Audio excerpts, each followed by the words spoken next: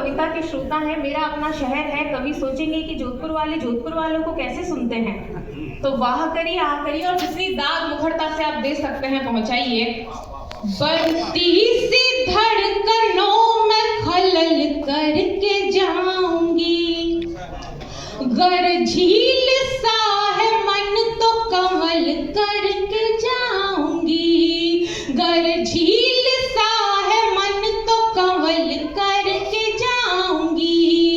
इस शहर की फजा में इश्क है तो साथ दो, वादा है मेरा तुमको गजल करके जाऊंगी,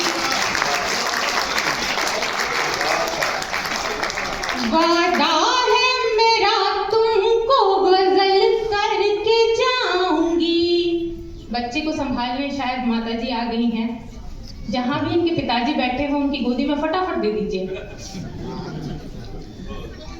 आइए, जितने लोग फोन पर हैं उनसे सिर्फ एक निवेदन है, हिंदी दिवस पर एक कार्यक्रम हो रहा है, मुझे एक घटना याद आ रही है। इतिहास के प्रकांड पंडित हुए पंडित रघुवीर, वो अक्सर फ्रांस जाया करते थे। वो फ्रांस जाया करते थे तो अक्सर फ्रेंच लोगों की जो राजलोग हैं, राजशाही लोगों के साथ में रुका करते थे। सर, यहाँ भारत से लोग उन्हें बड़े खुतूत लिखा करते थे, खत लिखा करते थे। तो एक दिन वो खत का जत्था जमा कर बैठे थे तो कोई छोटी बच्ची उनके पास में आई और बोली कि मैं आपके खत देखना चाहती हूँ, मैं देखना चाहती हूँ कि भारत की लिपि कैसी है, भारत के लोग कैसे लिखते हैं। जब उन्होंने खत खोला तो खत अंग्रेजी में लिखा हुआ था। तो छोटी बच्ची भारत के बड़े इतिहासकार को कहती है कि आपके देश की कोई भाषा नहीं है, क्या आपका देश दूसरों की लिपि में लिखता है। मैं इसलिए ये बात कह रही हूँ कि उसकी मदर ने, उसकी माँ ने उस इतिहास के बड़े पंडित को कहा कि हम फ्रेंच लोग, वो लोग जो अपनी भाषा, अपनी संस्कृति का सम्मान नहीं करते हैं, हम उन्हें बर्बर कहते हैं। We call them cruel who do not value their ethics, who do not value their culture and language।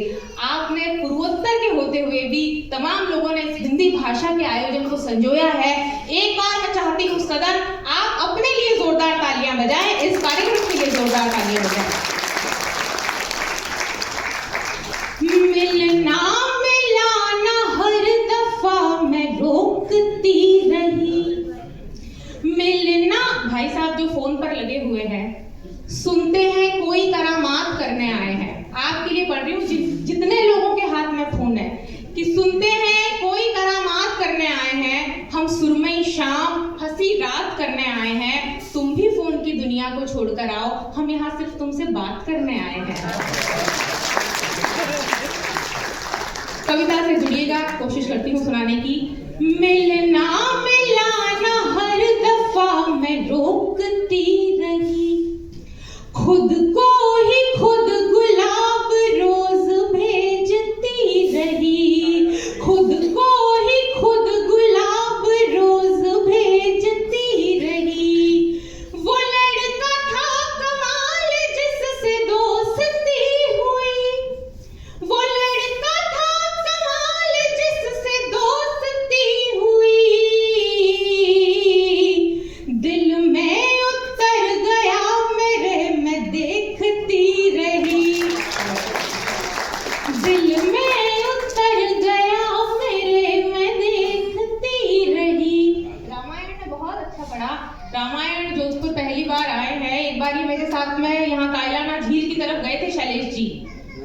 Shailesh ji, आप मुझे सुनिए, आप कहाँ गोलमेज सम्मेलन में उलझे हैं। आपने इतना खर्चा करके दो कवित्री बुलाई हैं, हालांकि बजट तो आपको भी पता है, हमारा तो मेकअप का खर्चा ही नहीं निकलता उतने में। तो रामायण एक बार झील के किनारे थे, तो मैं बैठे बैठे पत्थर फेंक रहे थे हेमंत भैया, तो बैठे बैठे पत्थर फेंक रहे थे, तो मैं पहुंची वहां पर। मैंने कहा क्या हुआ? तो बोली मेरी प्रेमिका मुझसे रूठ गई है। तो मैंने कहा जाओ जाके मनाओ। तो बोले नहीं, यही बैठे बैठे पत्थर फेंकूंगा, एक पत्थर दो पत्थर। थोड़ी देर बाद झील में से एक मेंढक निकल कर आया। शैलेश जी, थोड़ी देर बाद झील में से एक मेंढक निकल कर आया, वो अपने जोधपुर की कायलाना झील का था। तो वो मेंढक रामायण से बोला कि भाया, तू तेरी वाली के चक्कर में मेरी वाली का माथा क्यों फोड़ रहा है?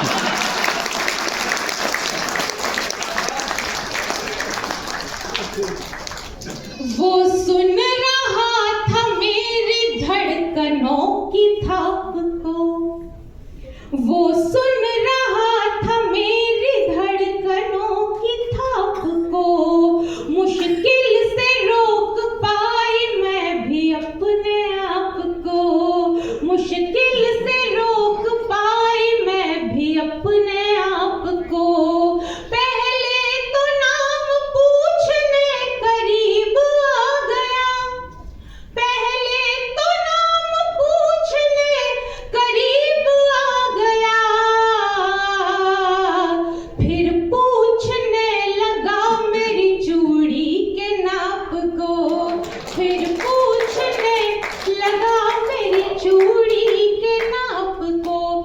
हेमंत भैया ने भी बहुत अच्छा पढ़ा। एक बार मैं इनके घर पे गई थी शैलेश जी, तो ये अपनी पत्नी से कह रहे थे कि ये मेरा घर है, यहाँ पर वही होगा जो मैं चाहूंगा।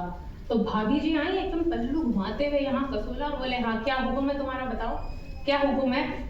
भगवान की कसम ये वहां सर झुका के बोले, मैं तो ये कह रहा था पहले झाड़ू पोछा करूंगा फिर बर्तन धोऊंगा।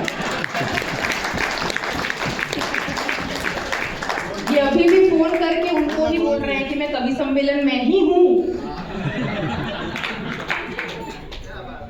बदलियों से उमड़ कर चली आऊंगी। शैलेश जी ये मुक्तक सिर्फ आपके लिए है, आप सुनिएगा और इसका मर्म समझ जाइएगा। बदलियों से उमड़ कर चली आऊंगी, मैं सभी से झगड़ कर चली आऊंगी।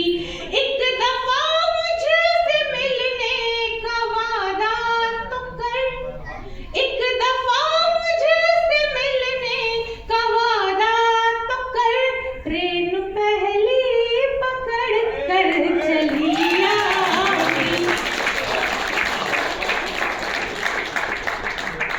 जोधपुर वाले अगर प्रेम करते हो तो अगली 4 पंक्तियां भी इसी दिल से सुनना, इसी मिजाज से सुनना, इसी अजीजी से सुनना कि ख्वाब आंखों में पाला नहीं जा सका, ख्वाब आंखों में पाला नहीं जा सका, वक्त के साथ टाला नहीं जा सका, जिसके दिल में मेरे वास्ते कुछ नहीं, वो ही दिल से निकाला नहीं जा सका, वो ही दिल से निकाला नहीं जा सका।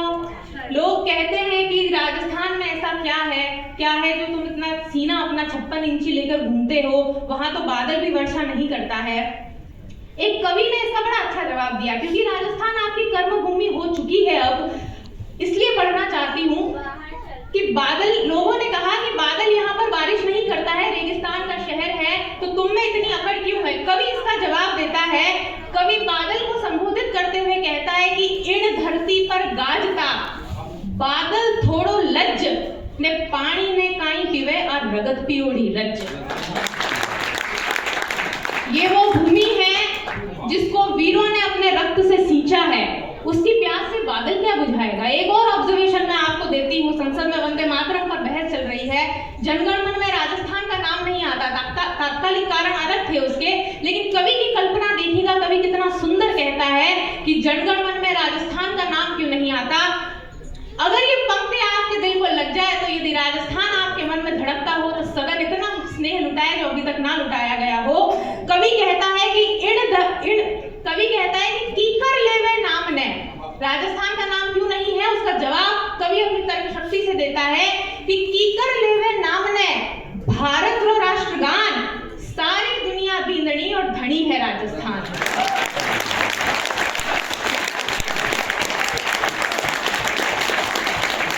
गजगा मंडी लत्ता मोती छूकर किरणें झूम चली। आप राजस्थानी पोशाक में बैठी हैं, ये पंक्तियां आपको समर्पित करती हूँ कि गजगा मण की नथका मोती छूकर किरणें झूम चली, लाज बताती पद्मणियां जौहर की ज्वाला चूम चली, एक मरु का वाहन ऐसा बिन पानी के घूम चले, झमक गले में गोरबंद की लूम सजेलो ऊंट चले, जहां वीरता पलती है आड़ावल उन्नत घाटी में, कहो कौन सा रंग नहीं है राजस्थानी माटी में।